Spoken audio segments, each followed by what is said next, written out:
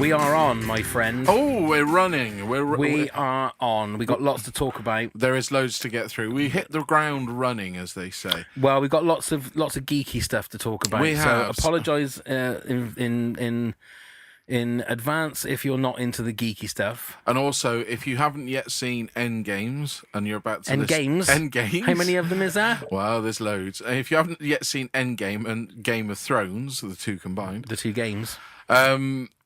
Whilst recording this, so this will be up to episode 3 of Game of Thrones, won't it? Episode 3? Episode 3 just finished, yeah. Yeah, Finished so there will be spoilers. We will be talking all kinds of spoilers. So we're not going to give a shit whether you've seen it or not now. We're giving you the warning now for later on. So if you haven't seen it, listen to it or watch it later on. Indeed. And also, shout out to Amanda. I've got the T-shirt on. Yes. I'm trying to get a... Well, speaking of Amanda, let's jump straight into that. So I put a little shout out just before, sort of a couple of hours before we came on. And so you should. And just to say, if there's anybody got anything that they'd like to hear us chat about, please send us a message. So Amanda did kindly send us a message. Oh, bless her. And she said, reflection on your first ever podcast to now. How much has changed? Did you think you'd still be doing what you're doing? And what do you hope for the future of your podcasts and your favourite moments, etc.? So we've evolved a lot since we first started, haven't we? First couple of times, because we are in, and this may be hard to imagine, but we are in no way trained in communication self-taught. or in interviewing people, or in talking to people, or in just talking to a microphone. We've never done it before properly. We've never had any official training. No. So the only thing I can remember of the difference between now and probably when we started was saying the word absolutely after the end of every answer that a guest would say.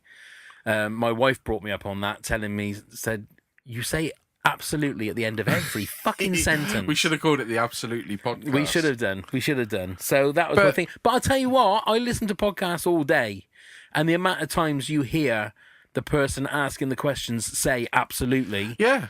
Oh, they do it on the radio all the time. Yeah. So I sort of think to myself, stand by it, bring it back. Everybody, well, no, absolutely. Yeah. Absolutely bring it back. But that's probably my and we've never. I've never really got nervous interviewing people, apart from a couple of times. Apprehensive. I've been a couple of times. I wouldn't say so much nervous. It's just like, oh, okay, we're sort of into the bigger.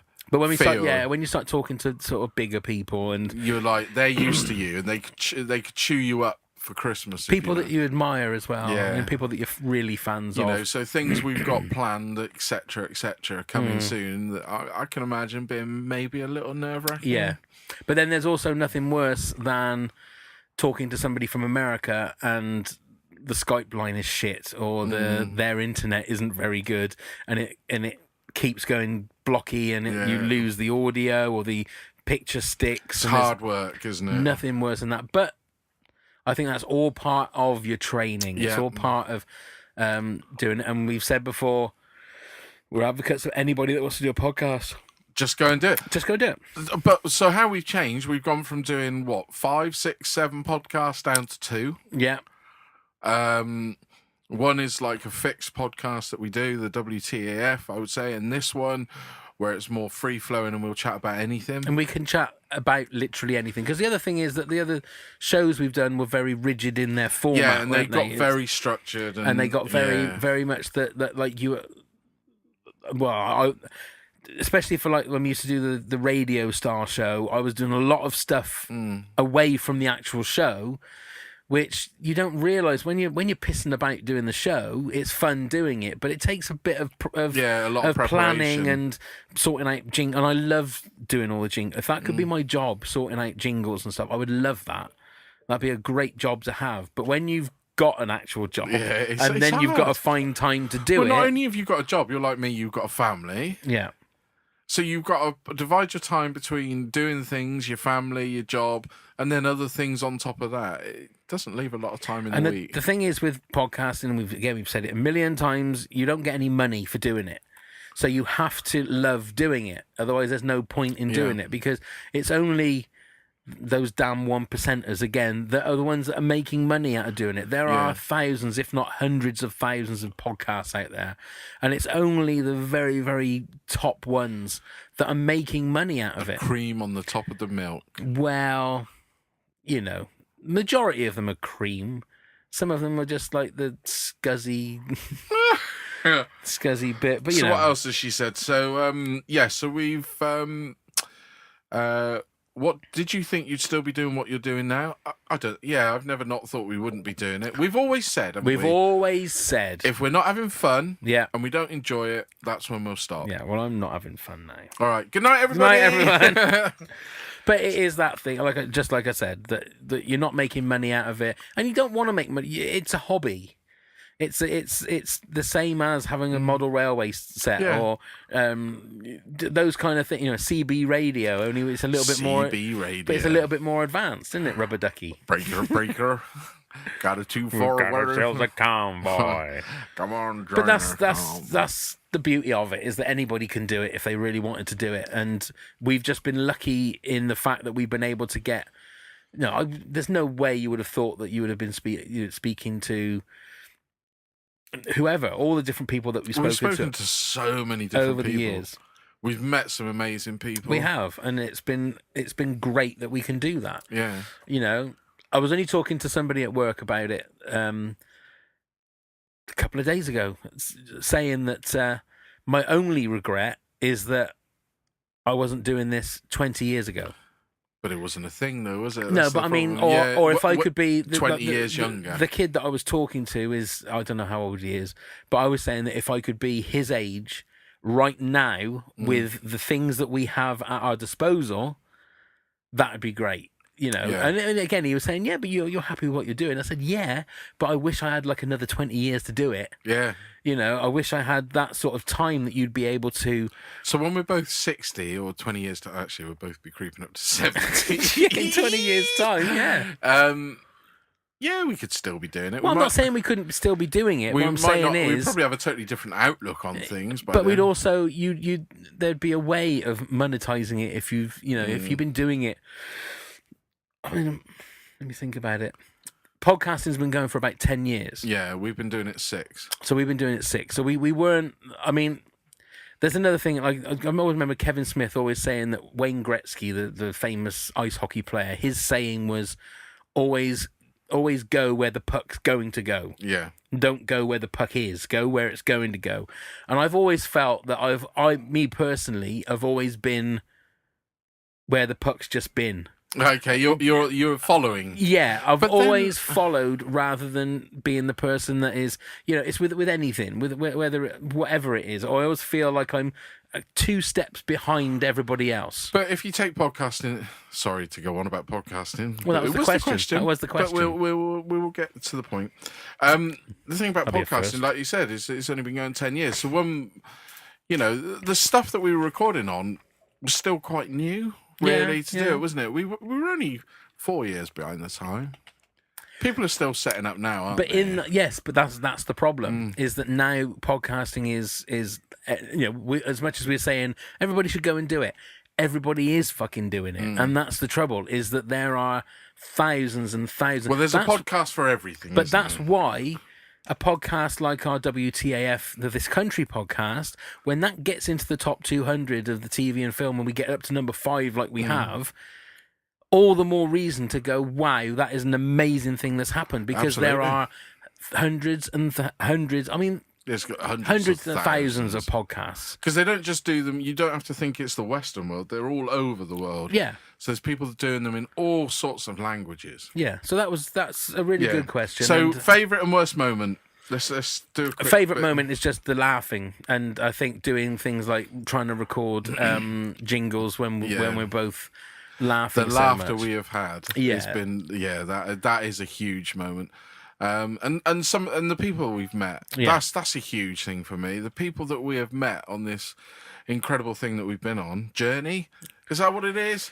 People always say journey, a bit like the X Factor, isn't it? Path. I've had a bit of a journey. The worst bits, I think the worst moment, even though the person that we interviewed at the time was fantastic about it. Was recording like 45 minutes of a podcast, and then it all went wrong, and we had to start it all again. That was with Keris Nelms, who will be.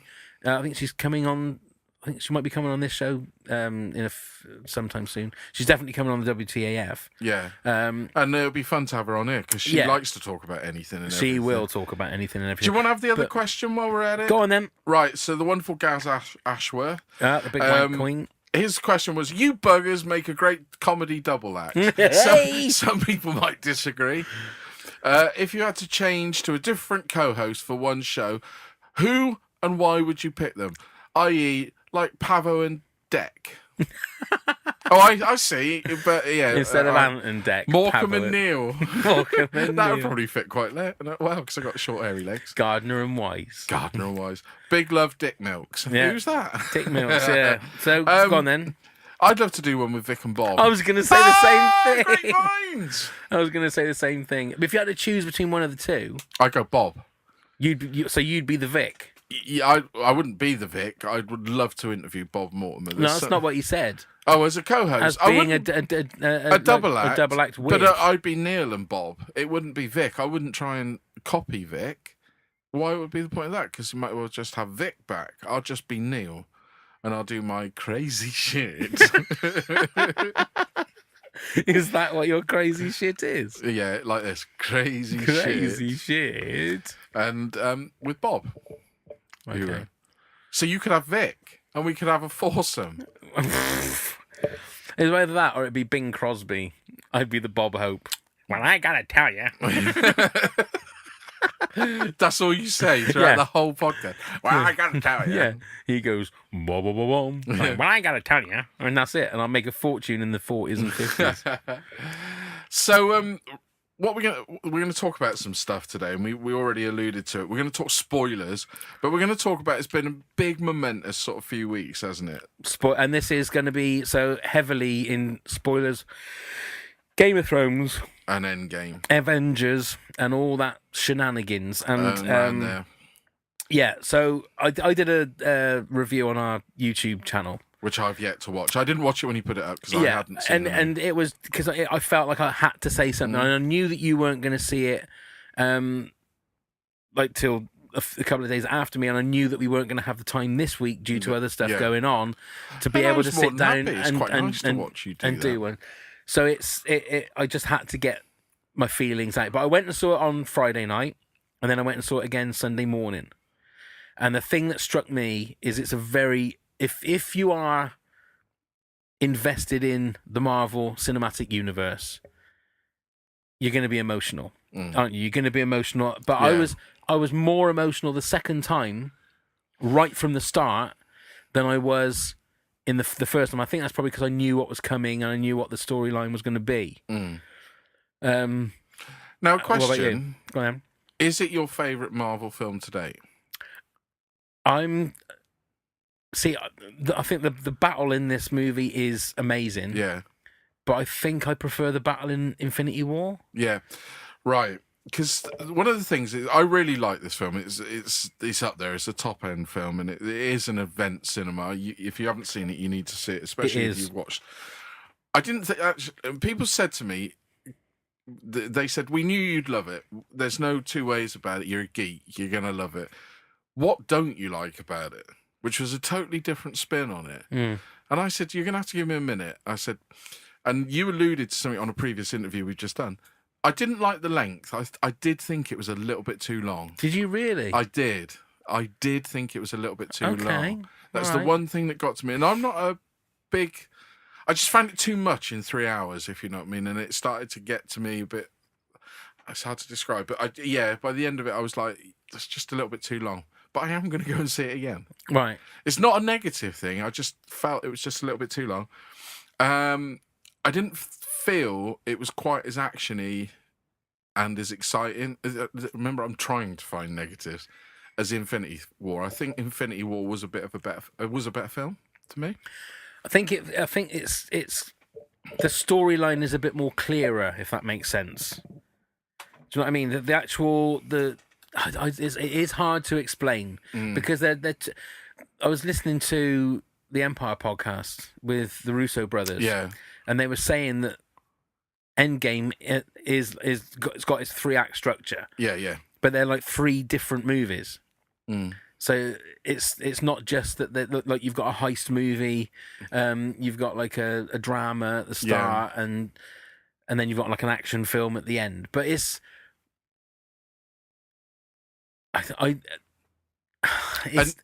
really hard to, even after the second showing. I never thought it felt like 3 hours, even the second time when I knew what was going on. The first time when it came to the point when Captain America had to go and take the stones back, I thought to myself, oh my God, we've got another like 20 minutes of the movie, because we've got to watch him take the stones back, and we've got to watch him, does he get them all back in the right, in the right place? Who knows? And of course, that was very clever, because it was literally, he's supposed to be back in 5 seconds, and he wasn't, and then he's there as an old man sat on the bench, which I thought was a lovely moment. Overall, I think Infinity War, I think because it was brave that they finished with such a downer ending, and it was like, it kicked you in the balls. It really did kick you in the balls. But then there are so many moments that kick you in the balls in this movie as well. Oh no two ways about it. And the other complaint I had was I need a second viewing. Right, okay. I need taking everything in, because there's a lot going on. Even for a 3-hour movie. I don't think I got everything. I know I didn't get everything. Okay, in what way? Well, just in certain plot things. I mean, I know the plot, if you see what I mean, but I just need to... I want to see it again to... you watch something and there's a lot going on, and you probably have missed something. And because I've missed it, I don't know what I've missed. But I think it's because it's very rare that you get those kind of movies. I think for me it is like these kind of... Infinity War and Endgame and any Star Wars movie, they're the movies that the first time you watch it, you're not taking it in. No. Because, and especially with this, the amount of times we've done podcasts where we try and work out what we think is going to happen in a movie. And we're so far away, but it's not just that, it's the fact you start thinking in your mind, how is this going to look on screen? How is, if that person dies or if that thing happens, how am I going to take that in emotionally? So you're constantly second guessing yourself, because then you sat watching the film, you're thinking, oh my God, I'm watching it now. Yeah. And there's a couple of times during it, the first time I watched it, it almost felt surreal that I'm actually sat watching this movie where it's the end of everything, if you like, as in that part of the Marvel universe. But then there's also parts of it where, my main problem with the movie is I don't think Jeremy Renner is a very good actor. He's a good actor, but I think he's wrong in that role. And look, he's quite pivotal in the film. He's pivotal in the film. He's got a big part. I don't think, but see, I don't think he looks like a superhero. All right, now this is coming from someone who looks like me, so I know that I'm, maybe I can talk about it, because I think, I look far from being a super. Although now I actually have someone I can go as at San Diego Comic-Con. I can go as Fat Thor. Or Professor Hulk, I think. No, Fat Thor. I thought, oh my God, just get myself a really good wig, a big bushy beard, boom, I can go as Fat Thor. I have now got something I can go on. I could not stop thinking about the Big Lebowski, and then when fucking Stark said it, it was just like... Man. Yeah, Robbie Stark. Did you say? Did I say Robbie Stark? It sounded like it. Oh, I did. Maybe I got it mixed. I was going to say Robert Downey Jr. and then I said Stark. That's probably. But I don't know what my point was now.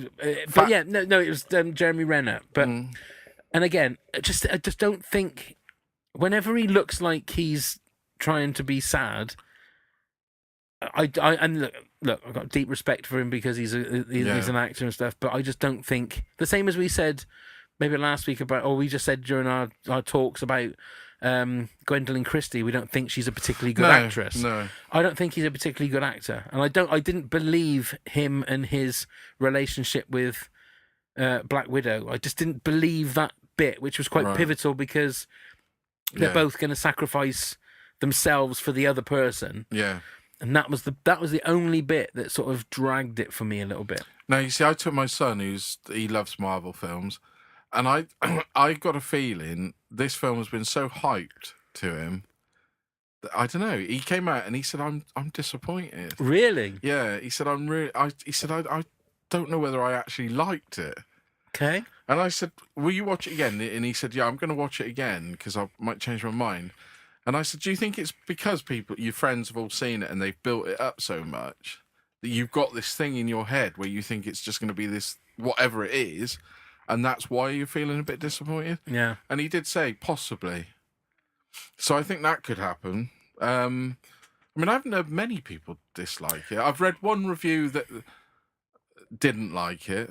They didn't think it was the end that they thought it was going to be, and that's why they didn't like it. But you can't knock it for its filmmaking. No. And beautiful scenes. I mean, I didn't get as emotional as I thought I would.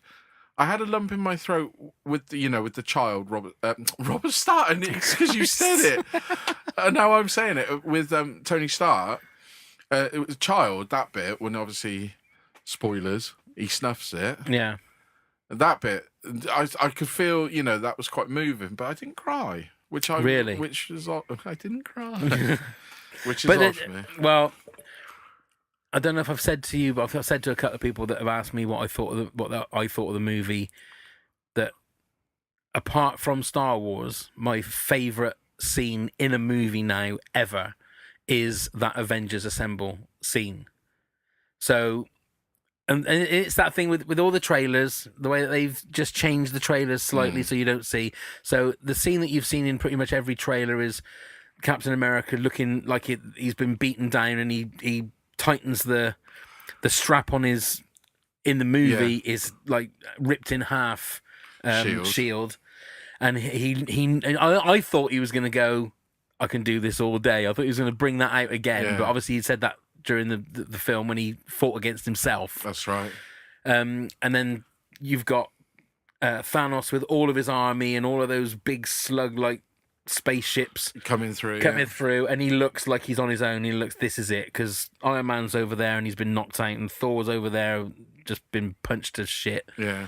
And that look on his face is sort of like, right, this is it. This is the last bit. And then all of a sudden you can hear something in his ear, and I think it was Falcon. Yeah, I think it's saying on your left. And then all of a sudden the portals start opening. That's it. And then Black Panther and that comes through. And then all of a sudden it's like the Guardians of the Galaxy come through, and Spider-Man comes through. That was the bit. And then when it's that big shot, when all of the different artists, you got, I think, Asgardians are coming through. You've got all the Wakandans coming through. And it's everybody from the last 10 years were there, that's culminated into this moment, and they are just coming through. And I had the biggest smile on my face both times, but tears rolling down my face. And it's not since Star Wars that I felt that sort of euphoric. It was a real strange, because I've loved all of the movies. I think apart from The Incredible Hulk. And no, Iron Man 2 I thought was okay. I think it was okay. It was one of the weaker ones, but apart from that, I've loved all of the movies. I can't think of one that I've thought, no, that was shit. No. So to me, they've all been a great curve going into this. I mean, so like you said, some are weaker than others. I'm not a huge fan of Age of Ultron. Really not. I watched it again. The thing is, I don't hate it, and I don't think it's a bad movie. It's just not the best one of the Avengers movies, but they've set such a high bar. Exactly. What a fucking thing to have to follow. It's such a high bar. And the thing is, that was the bit, because that bit when I think every Avengers movie has had that, what I would call the comic book moment. Yeah. So in the original Avengers, it's when the camera sort of circles around them, and you catch them just at that moment when they're all sort of looking up, and even like Jeremy Renner sort of looks behind him, so you could take a snapshot on that, and that's like the hero picture. Yeah. And the same in Age of Ultron when they're all jumping at the start. That's it, at the beginning. And they go jump in slow motion, and that click, that's the picture. This bit now, it wouldn't really work as a picture because it's just so big in scope. But when Captain America shouts "Avengers Assemble," I mean, I've done nothing but the last couple of days of watching audience reactions on YouTube. Right. Well, American audience would be a lot different. Yeah, that was the thing. The one thing that especially the second time, I wished was seeing it in an American cinema, because nobody is clapping in the Britain. It was packed the second time I went and saw it, or the first time I went and saw it, but And it still it makes my bottom lip tremble because you're seeing it's the same as we'll talk about Game of Thrones in a minute, but the same as the Arya scene with the Night King. Oh man, I've been watching fucking loads and loads of like people's reactions, like like they do, like we've done trailer reactions and stuff, and it well, let's sends jump you. to Game of Thrones right Okay. now. It's a good chance to jump to Game of Thrones. So it was an hour and 20-something minutes, wasn't it, long? And we were all waiting. It's been building up, 2 episodes building up to this big battle. Did it disappoint? Well, I'll tell you, right? I said to my missus, so when was it on? No, it had been Sunday night. I said to my 2 missus a.m., Sunday wasn't night, it? I'd seen Avengers twice. It was our sort of anniversary weekend. So it's been a very like emotional weekend. And I said to my missus, we still got fucking Game of Thrones to go yet. I came out of it watching it sort of Monday morning, not disappointed, but just not feeling what I thought I would feel. Right. Because it wasn't they did it very cleverly to me. It wasn't a full-on battle. They did it in stages. You saw a full-on battle, but it wasn't like Battle of the Bastards where it was just continuous, was it? No. They turned it into a siege movie. Yeah. Didn't they? Yeah. I did have an issue with some of it. I couldn't fucking see And what was going on. You're not the only one. That's the thing that's been lighting up Twitter all since Monday. I'm glad I'm not the only one because I really was struggling. I'm thinking I can't fucking see. But apparently the cinematographer went on Twitter and said you needed to watch it on a really good TV is one thing he said, right? And you need to see it like with the almost like in cinematic. If you're at the cinema, so in a dark room, and that's how you should see it. I mean, which I think is a little bit unfair because not everybody has got a 4K TV. Not everybody has got Sky Q but that they can watch last it on. night, because the sun was shining, I hate doing it, but I drew my blinds. Right. So I was in a darkened room, and even then I still fucking couldn't see. There was a couple of things I had issues with. So that was the first main one for me. What was yours? Well, mine was the darkness of it. To be fair, I was watching it in bed on my iPad. Right. So I wasn't watching it in the best of situations. Yeah. But because you couldn't really see what was going on, I thought Brienne of Tarth got killed like 4 times. Oh, yeah. Every time it was going to her and Jamie fighting and she'd go, oh, like that, I thought, oh my God, she's dead. And then like 10 minutes later, oh, they're still bloody fighting. And that was the thing is like, it came to, I'm quite proud to say I called it right in what would happen at the end, not who killed the Night King, but spoilers, the fact that the Night King died, and I said that everybody was going to be surrounded and it was going to look like they were going to be all wiped out, and then all of a sudden everybody just started dropping down. See, this is my question then, right? So we've now had that the Night King is dead. Okay, so all of the dead are dead, and they're not coming back. That to me felt like a series finale. Yeah. So the good guys, if you want, in inverted commas, they got another big battle coming. Have got another big battle coming. They've got no fucking army. No. So who the hell? Either there's not going to be a battle, and it's something else is going to happen, or there's a hidden army somewhere that is going to help them. Now, you've got the Iron Islands and stuff like that, haven't you? Yeah, which they were preparing, weren't they? But they were preparing to go and take the Iron Island back for Daenerys to go to. But that's my I don't know. With Game of Thrones, you can never sort of preempt. And that's the thing is you don't know. I mean, they've still got said they've filmed 2 big battles. So for this series. There must be another battle, or fucking jaw-dropping moments. One which sets the blade. That was great. Oh man, wasn't great. That visually stunning? And the fact that it was visually stunning when you saw them going off and like each one of them was getting extinguished. And I thought that's a really clever way. It's not showing you a battle because with it being that dark, when they were having the battle scenes, you couldn't see what the fuck was going on. You couldn't see who was dying. It was like Transformers. It was like there were just bits flying everywhere.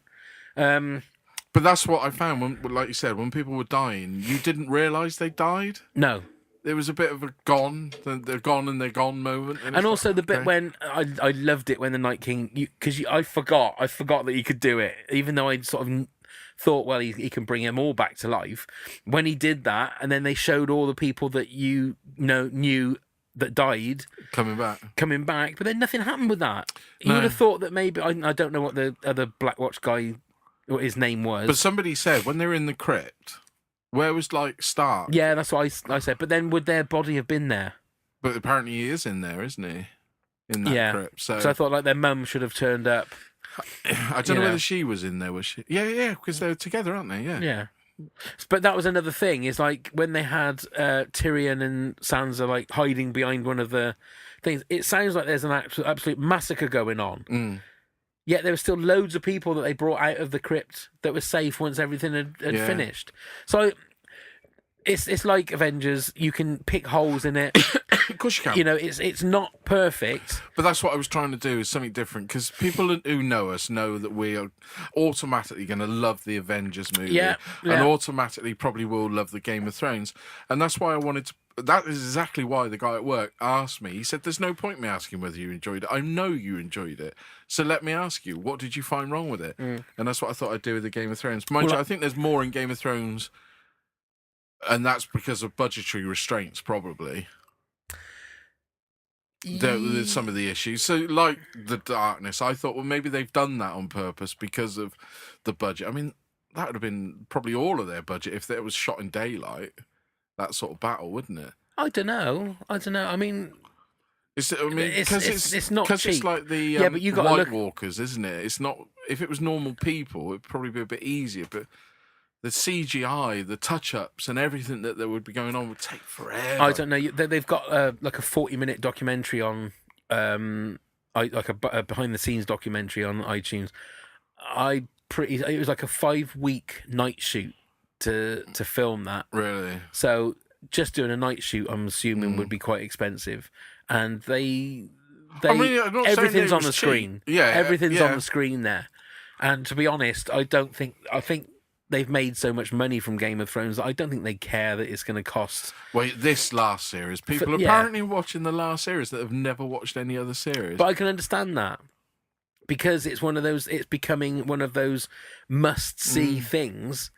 And people are just thinking, I can't be asked to sit through, what would it be, 70 episodes? Would it be 70? There's 10 episodes a series. 10 episodes. 70 episodes, so I'm just going to jump in. You know, and I don't know whether you... But then if I'd have thought about that, if you'd have jumped straight in on the first 2 episodes, I think you'd have been bored to fuck. Especially the last one. You'd be like, I have no idea what's going on.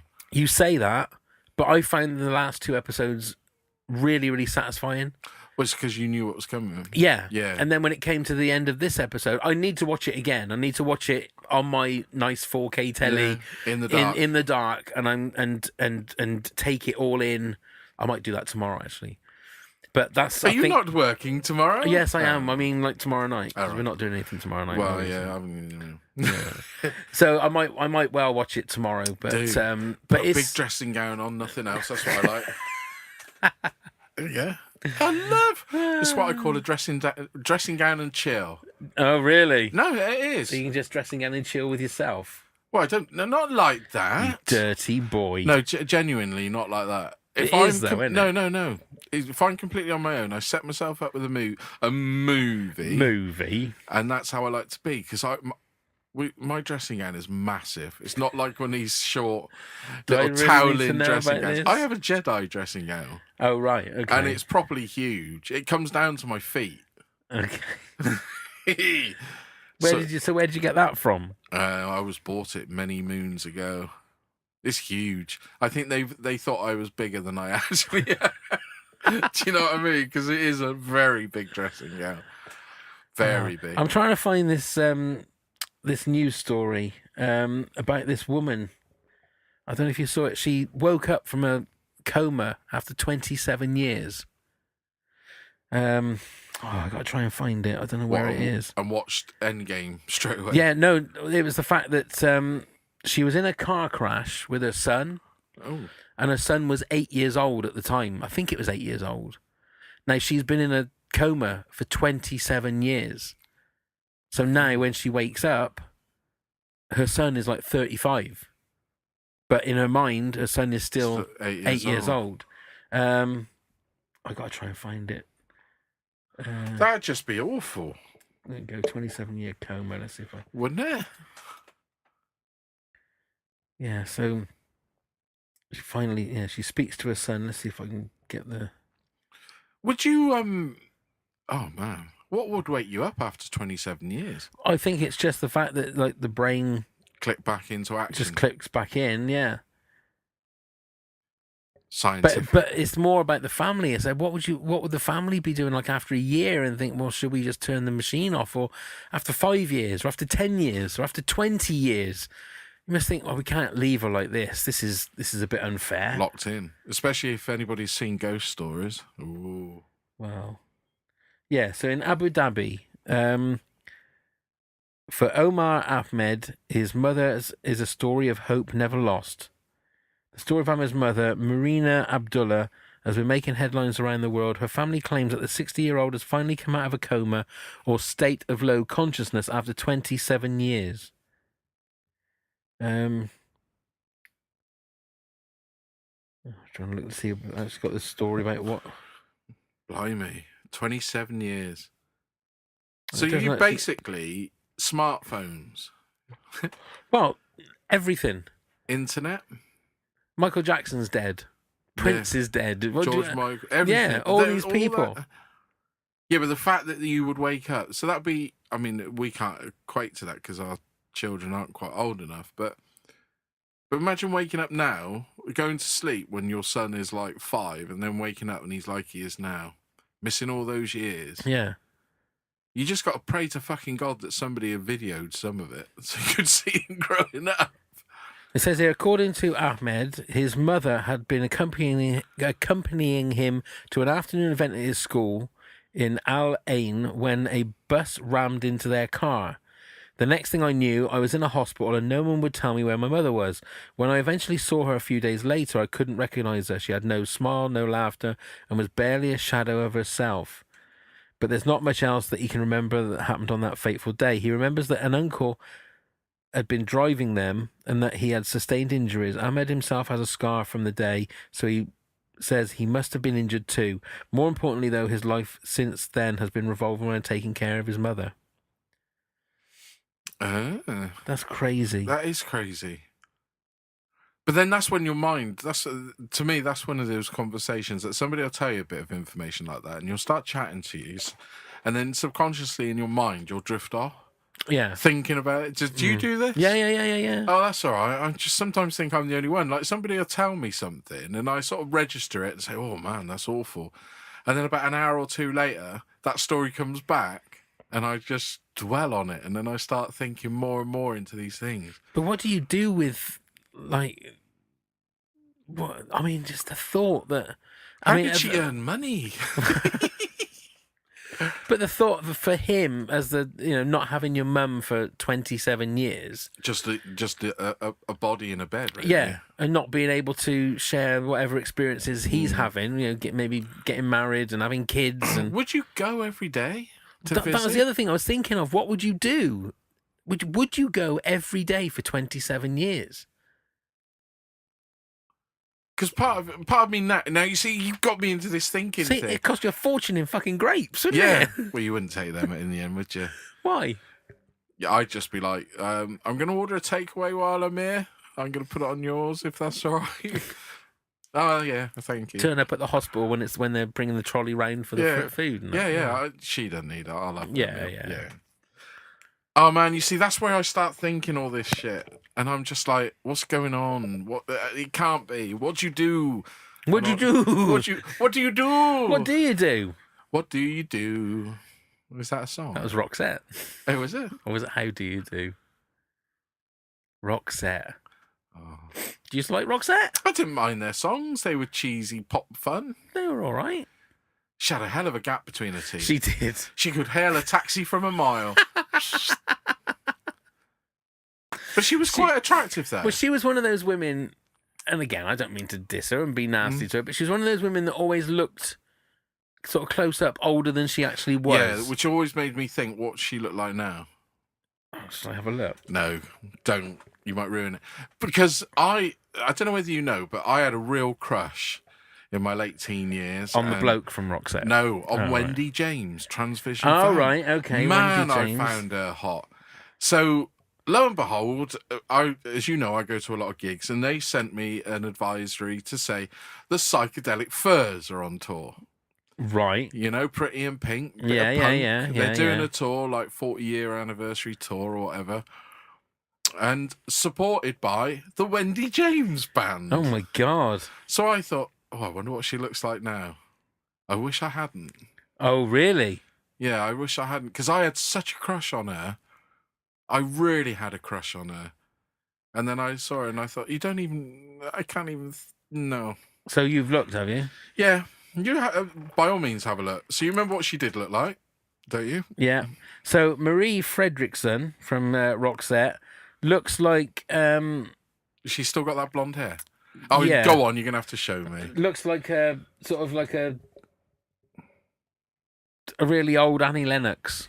Although Annie Lennox is quite really old. No, you see, she looks older than Annie Lennox. Yeah, she does, yeah. Yeah. So who are you talking about? Wendy James. And ladies listening, we're not objectifying ladies. Not at all. We're just slagging them off for being old. Well, it's not that. It's not that. Do you know? Beautiful women. Jane Seymour. Still a beautiful woman. Oh my Lord. Do you see what I mean? But they're trying to be what they... Yeah. They're saying she looks fabulous at 52. I mean, she looks older than 52. But she doesn't look like Wendy James. No. Not the Wendy James I can remember. This is what I mean. They're not looking... And I don't want them to look now like they did then. What I mean is they physically don't look like the person they were. That's very strange because she doesn't look anything like... And the same goes for men. These pop stars that come back... I am going to slag somebody off, and I'm going to slag Madonna off, though, for her fucking plastic surgery. Really? I have a big problem with this. I find natural beauty beautiful. I don't like false nails, glammed up shit. I like subtle makeup, and I love to see the person. That's what I love. None of this fucking fake shit. And then you see... I'm having a rant. You are having a rant. You see Madonna, and she's 60, she'll be 61 this year. And she's had work done, isn't she? Just age gracefully. Nicole Kidman, you were a beautiful woman, yeah. And now you look like shit. Yeah, well, she doesn't look like shit. She just looks like a porcelain doll. Shit. Yeah, Madonna looks... I mean, again, I've always... she's always had a big gap in her teeth. Yeah, again. And but she's in London. She's always... always sort of, I thought, she always looks nice. But then a few years ago, she ended up like getting very muscly, didn't she? And that put me, But see, the trouble is, are we wrong in talking like this in this day and age? Should we be talking about women that look nice and that don't look nice, and you're judging a woman by how nice she looks as opposed to how successful? I mean, Madonna's one of the, if not the most successful. Hey, I would never ever criticize what she's achieved and what she's done for empowerment. So, but you're boiling it down to her looks. No, but I'm not. I'm boiling it down to it. Well, in a sense, I'm boiling it down to it. Frustrates me that the women do what they do to themselves when they're successful. She's 61, but she doesn't want to be 61. Right, but does that not say more about the business? Does that not say more, like for Nicole Kidman? Possibly. Hey, Mona. Does that not say more about the fact that they feel they have to do that? They have to put shit in their face and get out the wrinkles, because otherwise they won't be accepted as in Madonna's. Let me finish. In question time. In Madonna's sense, and I will finish. Yeah, let me finish, please. Please let me finish. In the pop music world, it's all about youth and looking beautiful and looking sexy. And in the movie world, for someone like Nicole Kidman, Michelle Pfeiffer, and people like that, you don't get roles as a haggard-looking 50, 60-year-old woman. You have to look a certain way. I completely agree with you with Nicole Kidman. She looked beautiful before. Yeah. Now, she just looks like... If you went and saw Aquaman, and especially in these days... I'm going on a rant now. I'm going to give myself a close-up. Especially these days, when it's 4K, when... You see everything. You notice on a 4K TV now, every fucking mole, every little line and wrinkle in people's faces. So you can understand that somebody that is coming from a standard definition age of movies into high definition, and they're looking at themselves up there and going, "Oh my God, I need to do something about those wrinkles." You understand why they do it. Possibly. It just upsets me. You're just a sexist pig. No, I'm not, because it bothers me when it's the men that do it. Well, it's because you like men more, don't you? Now who's judging? Well, I can't help it. It's not. No, it's not. I love, like I said, natural things, and I've never understood it. I've never understood plastic surgery. But it's also beyond me. It's the time that we're in that you have to, like I say, I'm questioning whether we should even talk about that, because when people have a go at you, I mean, I don't give a shit if they have a go at us, but is it the right thing to talk about somebody in that way? Because are you objectifying women? Whereas, 10 years ago, you wouldn't have given a shit about it. You'd gone, whoa, yeah, I like Madonna. Whoa. Yeah, but you can't do that these days. But that's what bothers me. You can no longer find somebody attractive and non-attractive anymore. It's, I'm hands up if somebody else says to me, I find her the most beautiful thing now, Nicole Kidman and Madonna, what they've done, I love them. And I'll be like, well, that's your bag, man. Yeah. That's peace and love. Hey, yeah, that's your bag, man. Yeah, but that's your thing, and you can stand and rant about it. But this is mine, and I'm saying I don't like it, and don't do it for me. At the end of the day, people live their life how they want to be. Well, live your life, be free. Exactly. And, I'm not objectifying it. Belinda if you Carlisle. find somebody attractive, that's not objectifying. That's just nature. See, there's another one. Belinda Carlisle. And she was absolutely gorgeous. She was. In her heyday.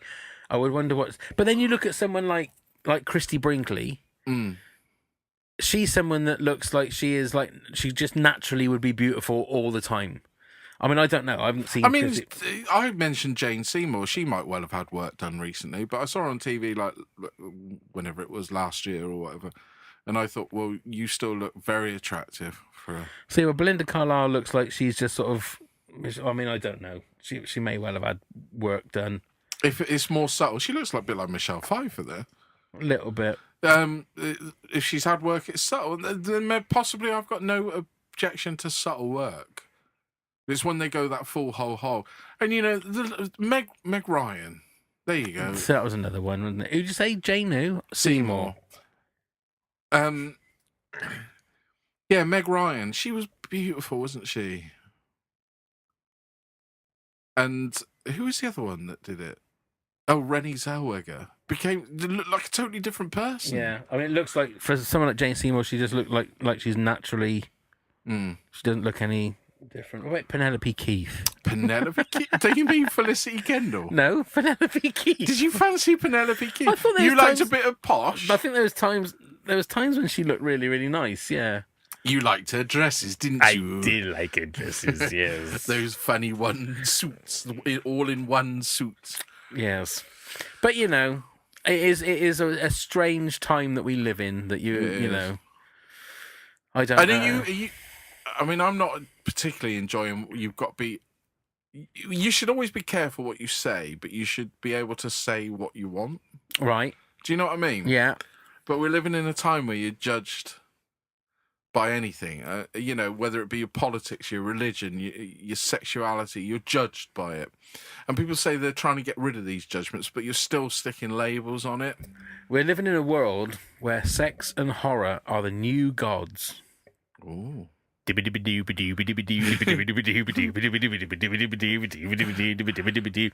to the 80s. That's a line from Two Tribes. Yeah. Yeah. It's not far from the truth, though, is it? I mean, the thing is, as things like plastic surgery gets better, would more people do it? Would you have anything done to yourself? Oh, I don't know. If I said to you, right, I can give you any procedure, I won't do it myself, I'll take you down to Harley Street, the top blokes or women.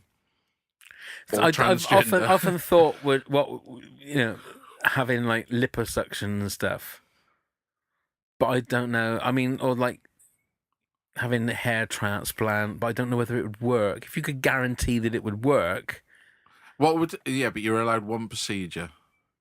Maybe like hair transplant. Is all right, and you guarantee that it would work. Yeah. Yeah, or be like Homer Simpson and get some of that Demoxenil or whatever it is. Do you remember when he gets the wig? Do you remember when he loses his 3 strands and he goes into the wig shop and comes back out and he's got a wig version of his own hair with 3 strands? Always made me laugh. It would be nice, yeah. So you'd have hair. I would. I think that would be lovely. Yeah. I'd have my teeth straightened. I hate my teeth. Right. Okay. I could have that done now. Really. To be honest, it would probably be nice to have a set of like Jurgen Klopp gnashers, where they're just like pearly whites and like something like that would be quite nice. I think. Yeah. But you know, I come back and I got some big Ryland. Yes. Feel like it went wrong, pal. I noticed that. I don't know if you've ever seen the Boogie 2988 from YouTube. He's a guy that's lost like 150 pounds. But he's like one of the top YouTubers, so he earns himself a lot. He's just had like implants done in his mouth because he used to have like all already crooked and teeth missing and stuff like that. And he's just that, but he sounds different now. Yeah. So whereas like some of the sounds, like some of his S's would be quite sort of soft because he like had teeth missing, everything's talking like this, so like and it's you can hear. What's his name? Boogie 2988. 2988. He does a lot of like gaming videos and stuff like that. And it's really weird. It's really weird seeing him with these like pearly white gnashers now. But I did actually have a look and see how much it's like 30 grand to have like top and bottom sets done. Because there was a video on YouTube where it showed you the procedure. Oh, is there? Yeah. Is it pretty grim? It's a cartoon. Right. But it just showed you where they'd taken one tooth out and then they slit the gum and then they drill into the bone. But they drill in like you do if you're putting a big hole in the wall. So like a raw plug. So you drill a little bit, then you get a bigger drill bit and drill a bigger bit, then drill a bigger bit and drill a bigger bit, and then you put like this metal, almost like a raw plug, into the thing and glue it in, and then it just seems like and that's just for like one tooth. And then you put the actual thing, but it's like the guy that was talking, that Boogie 2988. He had like black eyes, so it was all. He looked like a bit of a panda, and he was saying that it's all a bit more. Like I say, I'm assuming they have to take all your teeth out first. Yeah, you'd have to. It's not like put one in because they would have to heal, wouldn't they? Yeah. So, but then when you look at it, you think, my God, he's got it's a beautiful set of teeth. All I want is mine straightened. So I don't know. I mean, I got disco teeth. There you go. There's an oldie. Oh my God! But then if you start getting the bug, so you've had your teeth done, then you'd go, actually, no, I'd like to have this done. I'd like to have that done. And then you'll end up looking like Meg Ryan. Having my teeth straightened, would you say that's plastic surgery or just dental work? Because I'm not on about having them all dental work, isn't veneered. But then wouldn't you want to have your nose done? No. Really? As you said to me the other week, I got a very nice nose. To be honest, though, that was when you were sat next to me. Here, no, it looks like a massive fucking hooter. It does some mornings when I got a big spot on the end or something. Yeah. Do you still get spots? Sometimes. Yeah, I'm quite proud of them if I do. I'm nearly 50, man. Why would I get spots? I still get them. You do sometimes, don't you? But it's not what I would call I've always had spots, right? Even from a teenager. On your knee? No, I'm just tapping it. From being a teenager through, I've always got spots.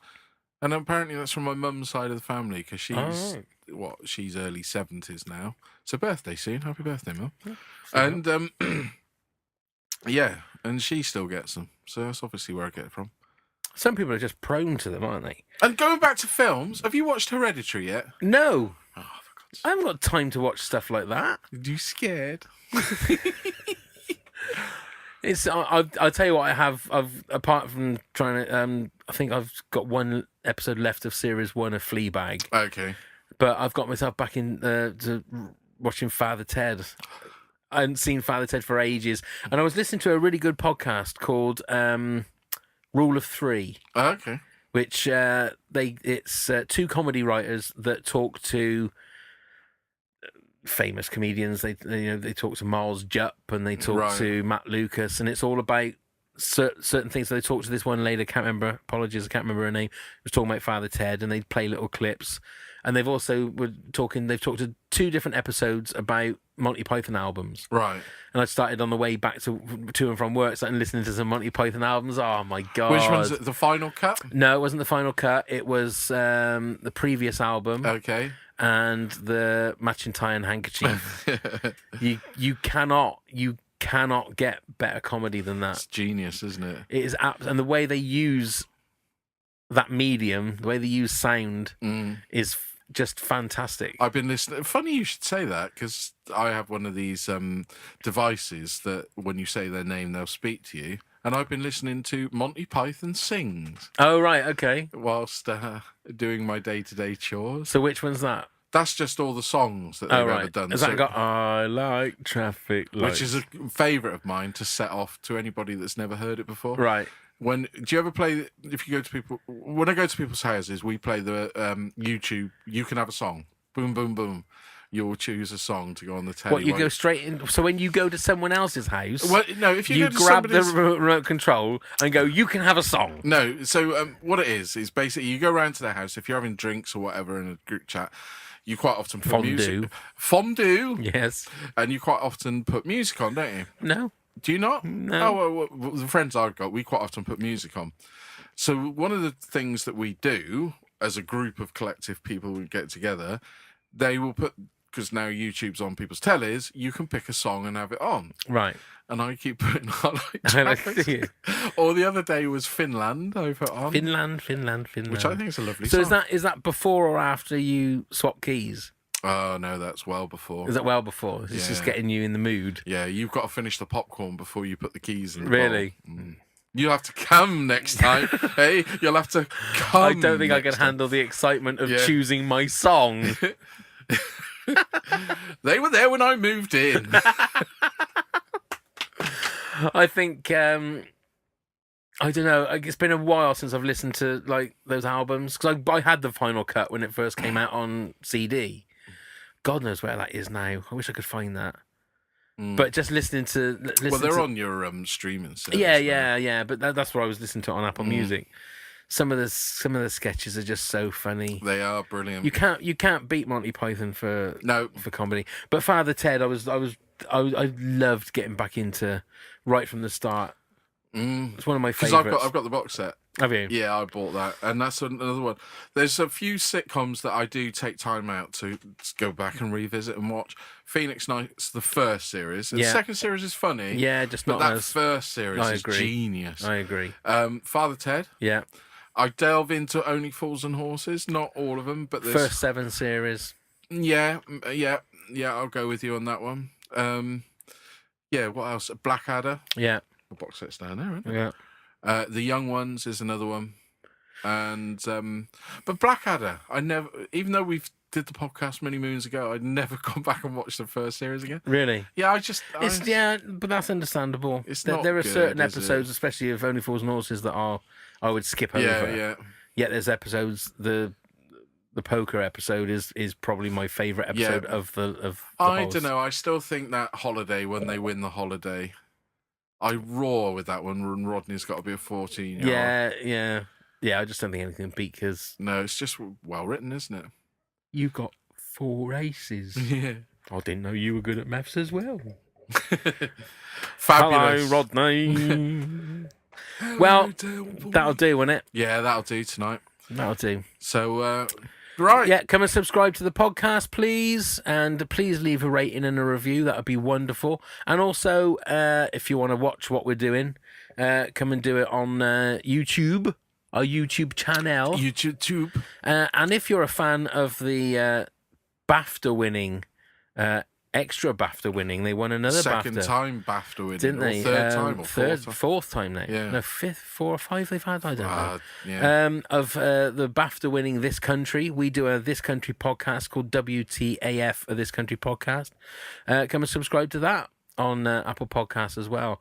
We would love to have you. Yes, please come over. And don't think we're objectifying you. We're not, especially if you're women. No. Because we love you.